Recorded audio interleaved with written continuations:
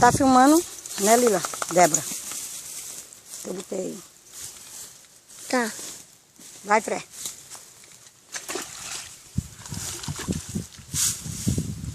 Entra, Fé. Entra, rapaz.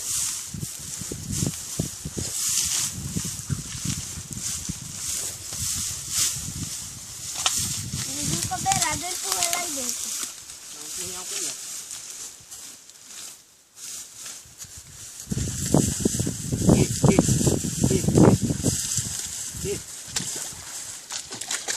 Vai. Vai.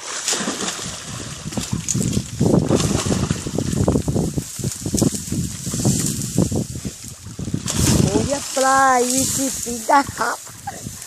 Ai, Baixa! aqui me derrubando. Vai, Lila, mergulha mais Débora aí dentro do rio. Tem cobra, tem alguma coisa aí dentro? Tem, dia boi. Tem não. Foi entender. Não tem nada aí dentro. O que... Ô, Beba, sabe o que tem aí dentro? Água. Se o Fred pegasse a Gia aí. Ele vai pegar um rio aí. Pega. Vai, ela vai deixar. Tá engasgado. Essa água podre. podre. Poxa, mergulha aí dentro. Não, tô com medo da Gia boi.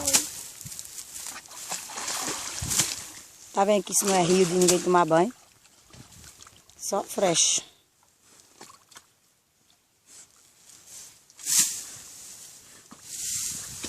De medo eu não tenho não, mas nojo eu tenho.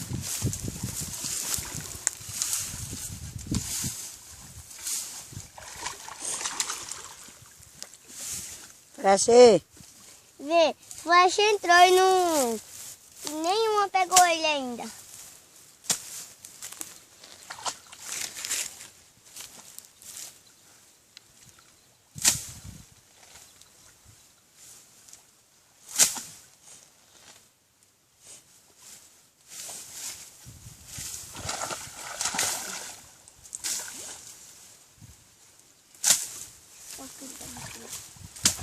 Se ajeitasse isso daqui, era tipo,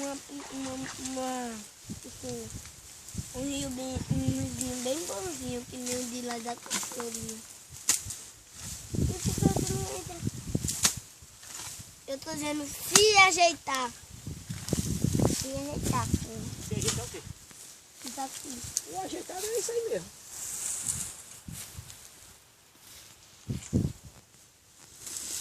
É como, Lila, pra terminar aqui.